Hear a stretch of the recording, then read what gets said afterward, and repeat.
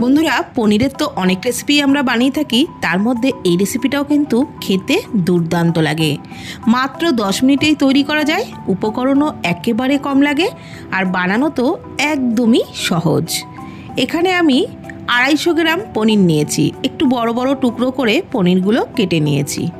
এখন প্রথমে একটা মশলা তৈরি করে নিচ্ছি। একটা মিক্সির জারেতে 4 টেবিল চামচ টক দই নিলাম, আর তার মধ্যে দিয়ে দিলাম কাজু আর চালমগজ। 8-10টা মতো কাজু আর 2 চামচ চালমগজ টক দইয়ের সাথে পেস্ট তৈরি করে নিয়েছি। এখন কড়াইয়ে সাদা তেলে পনিরগুলো ভেজে নিচ্ছি হালকা করে।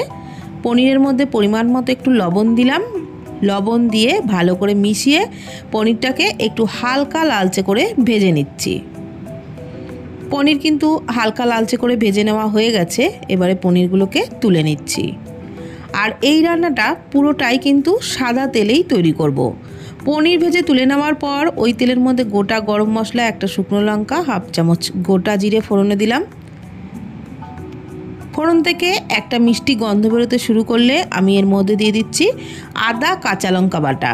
এর মধ্যে 4টে কাঁচা লঙ্কা, 1 ইঞ্চি আদার পেস্ট দিয়েছি, আর সামান্য একটু জল দিলাম। দিয়ে দিলাম জিরে গুঁড়ো, ধনে গুঁড়ো, কাশ্মীরি লঙ্কার গুঁড়ো, লবণ আর 1/2 চামচ মতো চিনি। সব মশলাই 1/2 চামচ মতো দিয়েছি। এবারে মশলাগুলোকে খুব ভালো করে কষিয়ে নিচ্ছি। দেখুন, মশলা কিন্তু প্রায় 5 মিনিট মতন কষিয়ে নিয়েছি। মশলার থেকে একেবারে তেল ছেড়ে দিয়েছে, মশলার কালারও চেঞ্জ হয়ে গেছে।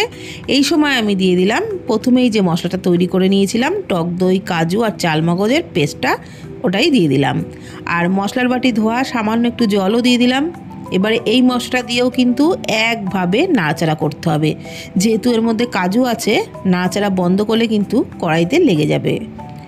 কিছুক্ষণ প্রায় 2 মিনিট মতন ভেজে নিয়েছি। তারপরে এর মধ্যে দিয়ে দিলাম বড় বড় টুকরো করে কেটে নেওয়া ক্যাপসিকাম। আর ক্যাপসিকাম দিয়েও বেশ কিছুক্ষণ ভেজে নিলাম। এবার আমি ভেজে রাখা পনিরগুলোও দিয়ে দিলাম। ক্যাপসিকাম দিয়ে কিন্তু খুব বেশিক্ষণ ধরে ভাজিনি, ওই 1 মিনিট মতো একটু নাড়াচাড়া করেছি।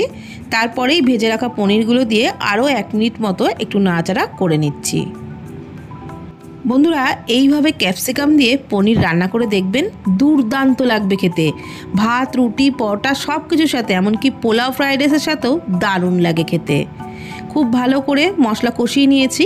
এবার আমি পরিমাণ মতো উষ্ণ গরম জল দিয়ে দিলাম, খুব ভালো করে মিশিয়ে নিলাম। তারপর ঝোলটাকে কিন্তু 5 মিনিট মতন ফুটিয়ে নেব।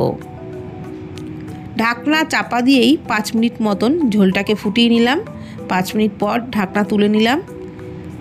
এখন দেখুন, পনির, ক্যাপসিকাম সবই কিন্তু ভালোভাবে সুসিদ্ধ হয়ে গেছে, আর ঝোলটাও অনেকটাই গাঢ় হয়ে গেছে। এবার নামানোর আগে দিয়ে দিলাম একটু কাসুরি মেথি, আর দিয়ে দিলাম গরম মশলার গুঁড়ো, 1/2 চামচ মতো ঘি দিয়ে দিলাম।